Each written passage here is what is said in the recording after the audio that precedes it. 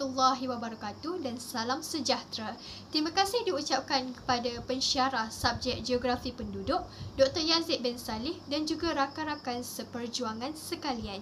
Saya Ailiana binti Mazuki sebagai moderator anda pada hari ini dan juga panel-panel jemputan yang cantik lagi bijaksana.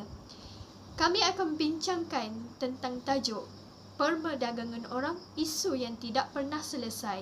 Memperkenalkan panel pertama Nur Emilia Wahida binti Muhammad, panel kedua Nur Aini Farhanin binti Adnan dan panel ketiga iaitu Rus Suryati binti Abdul Rahman.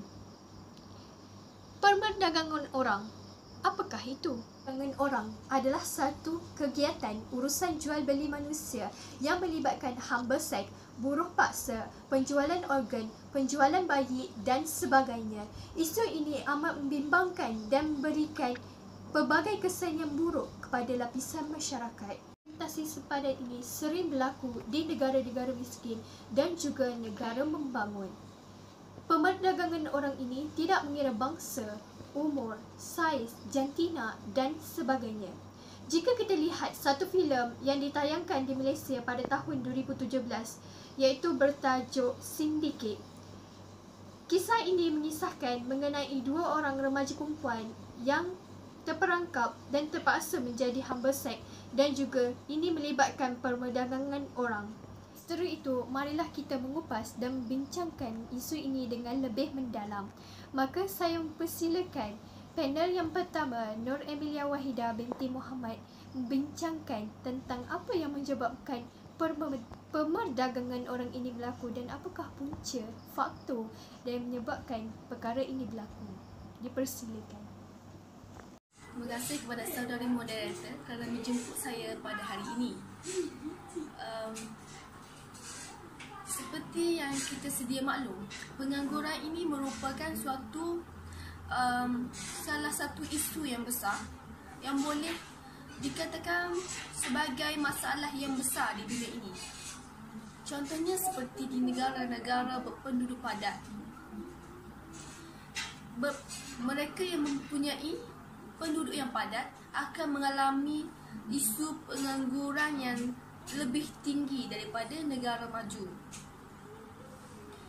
Berdasarkan soalan saudari moderator tadi, saya akan menghuraikan apa yang menyebabkan faktor-faktor berlakunya punca perdagangan orang ini. Faktor yang utama ialah kemiskinan. Seperti yang sedia maklum, kemiskinan ini merupakan satu isu yang besar yang boleh memberi tekanan kepada sesebuah negara. Contohnya di negara India, mereka mempunyai penduduk yang ramai dan peluang pekerjaan di negara mereka amatlah sedikit dibandingkan dengan jumlah penduduk. Tekanan yang diberikan telah menyebabkan mereka lebih mudah terpengaruh apabila ada pihak yang menawarkan pekerjaan kepada mereka. Contohnya agensi-agensi sindiket haram yang menawarkan pekerjaan di luar negara. Bagi mereka ini adalah satu peluang untuk mereka mencari pekerjaan di luar dan menyara hidup keluarga mereka di negara mereka. Tetapi mereka tidak sedar bahawa sindiket tersebut telah memperdayakan mereka. Contohnya, sindiket tersebut menawarkan pekerjaan sebagai pembantu rumah. Tetapi apabila sampai di sesebuah negara yang ditawarkan, mereka dijadikan GRO. Lagi dengan agensi sindiket haram tersebut, mereka mencari keuntungan dengan cara yang tidak betul, iaitu menyalahi undang-undang negara. Tetapi walaupun menyalahi undang-undang negara, mereka tetap melakukannya kerana bagi mereka itu adalah satu jalan kerja yang mudah untuk mendapatkan keuntungan yang lumayan tanpa perlu bekerja keras. Faktor seterusnya yang meningkatkan isu perdagangan orang ini adalah kurangnya pendedahan mengenai jenayah tersebut. Seperti yang kita sedia maklum bahawa kebanyakan penduduk di negara berpenduduk padat mempunyai taraf pendidikan yang rendah dan ada yang tidak dapat melanjutkan pelajaran ke peringkat yang lebih tinggi. Kesannya, mereka ini akan mudah terpengaruh dan mudah ditipu oleh agensi sindiket haram tersebut. Selain itu, rakyat tempatan yang tidak mengambil kisah dan buat hendak-hendak sahaja menyebabkan isu tersebut semakin meningkat. Sikap tidak mengambil tahu dan buat hendak-hendak sahaja menyebabkan kes perdagangan orang dari hari ke hari semakin meningkat. Yang terakhir kita dapat lihat adalah penguasaan undang-undang yang lemah. Penguasaan undang-undang yang lemah ini kita dapat lihat di sempadan negara yang longgar. Antaranya adalah disebabkan oleh sempadan sesebuah negara yang tidak sistematik, posisi pantai sesebuah negara, dan juga kepelbagaian dan teknik sindiket haram membawa perdagangan orang ke sesebuah negara. Sebagai contoh kita dapat lihat adalah sindiket-sindiket yang membawa masuk pelacur-pelacur Thailand ke Malaysia. Mereka menggunakan pelbagai teknik seperti melalui lubang tikus dan sebagainya. Mereka tidak mengambil kisah tentang hukuman yang akan dikenakan kepada mereka kerana hukuman yang dikenakan tidak setimpal dengan apa yang mereka lakukan. Jadi mereka tidak merasa serik untuk melakukannya lagi. Selain itu, pekerja-pekerja asing yang dibawa diberikan pekerjaan dengan tawaran gaji yang lebih murah berbanding dengan yang sepatutnya. Jelas-jelas di sini ia akan mencabut hak-hak asasi manusia yang sepatutnya diberikan kepada mereka. Saya rasa juga itu sahaja perkongsian yang dapat saya berikan tentang faktor-faktor perdagangan orang. Terima kasih kepada saudari moderator yang anggun lagi cerita. Oh, begitu rupanya. Banyak faktor-faktor yang terdapat yang dibincangkan dan diperkatakan oleh panel yang pertama.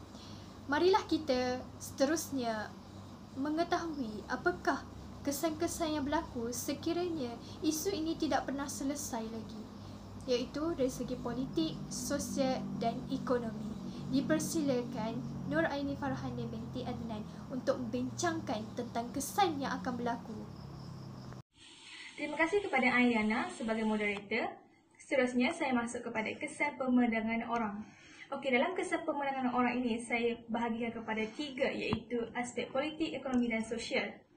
Dalam politik, saya lihat kepada melalui migrasi, iaitu migrasi secara berkala dalam sesebuah negara. Akibat peningkatan kes pemandangan orang ini, banyak negara memperketatkan syarat imigresen, contoh melalui pendidikan, bahasa dan lain-lain. Selain daripada itu, migrasi ke sesebuah negara bagi bekerja sebagai buruh juga menjadi sumber utama kepada pemandangan orang. Hal ini disebabkan kerana populasi buruh yang semakin ramai menyebabkan pihak yang tidak bertanggungjawab mengambil peluang untuk menjadikan buruh tersebut terlibat dalam pemandangan orang.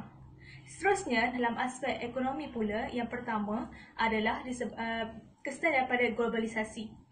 Di negara-negara maju, globalisasi ini menyebabkan peningkatan aliran barang dan perkhidmatan, modal serta tenaga kerja. Ia berkait rapat dengan sosioekonomi dan penduduk. Akibat peningkatan kes pemandangan orang ini dalam konteks ekonomi global, ia telah memberi kesan kepada peningkatan barang dan perkhidmatan, modal dan tenaga kerja. Ia berkait rapat dengan penduduk dan sosioekonomi. Apabila peningkatan kes pemandangan orang ini meningkat, ia telah memberi kesan kepada masalah pengangguran, kemiskinan, jurang pendapatan yang tinggi, tiada rangkaian sokongan sosial dan kehilangan status bagi kaum wanita. Golongan wanita ini menjeritanya terlibat dalam kes pemandangan orang kerana mereka ini dijadikan sebagai bekalan untuk sebagai pembantu rumah, pengasuh kanak-kanak serta pengasuh orang tua. Okey, yang kedua, dalam aspek ekonomi pula kita dapat lihat kehilangan sumber yang tidak dapat diatasi serta sumber pendapatan negara. Hal ini kerana masalah pemerdagangan orang ini menyebabkan tidak mendatangkan pendapatan yang bersih kepada negara, yang mana mereka ini tidak terlibat dalam cukai. Selain daripada itu, kadar penyertaan buruh dalam pasaran buruh juga berkurang kerana ramai buruh-buruh ini terpaksa terlibat dalam pemerdagangan orang ini. Seterusnya, negara juga mengalami kerugian dalam ekonomi, yang mana negara terpaksa menanggung kos rawatan masa-masa pemerdagangan orang serta perlu diberi bantuan kepada mereka. Seterusnya, dalam aspek sosial, kesan pemerdagangan orang ini kita dapat lihat yang mana golongan wanita dijadikan alat pemerdagangan orang, terutama dalam kes pelacuran, dan ia berlaku di negara seperti Korea. Golongan wanita juga dipaksa berkahwin dan perlu menjalankan kerja-kerja rumah tangga, dan ia juga berlaku di beberapa buah negara seperti Afrika, Timur Tengah dan Asia. Selain daripada golongan wanita, golongan kanak-kanak juga tidak terkecuali terlibat dalam pemerdagangan orang ini dan memberi kesan kepada mereka yang mana mereka dipaksa menjadi ahli kumpulan bersenjata atau dikenali sebagai pengganas. Mereka ini direkrut untuk terlibat dalam peperangan. Selain daripada itu, kita dapat lihat kesan pemerdagangan orang ini berlaku apabila masa-masa pemerdagangan orang ini akan mengalami masalah kesihatan seperti masalah mental, yang mana ketika mereka dalam kawalan pengedar, mereka mengalami keganasan fizikal sama ada seperti dipukul ataupun diseksa. Selain daripada itu, mereka juga akan berasa tidak bebas dan sentiasa dalam kawalan pengedar. Mereka juga mendapat penyakit HIV kerana mereka ini dipaksa terlibat dalam kegiatan seksual. Okay, sekian, terima kasih daripada saya. Pada panel kedua, Nur Aini Farhane binti Adnan atas penjelasan mengenai kesan-kesan yang berlaku sekiranya isu ini tidak pernah selesai. Jadi, marilah kita bincangkan dan mengupas lagi mengenai langkah-langkah yang perlu dilakukan. Apakah langkah-langkah yang perlu dilakukan panel ketiga, iaitu Rusriati binti Abdul Rahman? Terima kasih kepada Ailiana selaku moderator kita mengenai isu pemerdagangan orang. Okey, saya Rusriati binti Abdul Rahman. Saya sambung dengan langkah yang sewajarnya dilakukan oleh pihak terbabit untuk mengatasi masalah pemerdagangan orang. Antara langkah yang wajarnya dilakukan adalah dengan memperketatkan kawalan sepadan. Dengan memperketatkan kawalan sepadan yang merupakan perjalanan sindiket atau menjadi pintu utama oleh sindiket untuk memasuki sesebuah negara. Setiap negara haruslah mempunyai kawalan yang ketat, terutamanya di kawasan lapangan terbang yang menjadi pintu utama oleh sindiket untuk memasuki sesebuah negara. Sebagai contoh, negara Malaysia dengan negara jiran yang lain seperti Thailand dan Indonesia perlu memperketatkan lagi kawalan sepadan agar dapat membendung masalah pemerdagangan orang ini dan dengan menambah bilangan peronda untuk mengelakkan sindiket memasuki negara dengan mudah. Baru-baru ini telah berlakunya penculikan di Sabah di mana penjenayah dari Filipina telah memasuki negara Malaysia. Seterusnya, langkah-langkahnya ialah dengan memperkuatkuasakan undang-undang supaya penjenayah ini tidak terlepas daripada melakukan kesalahan.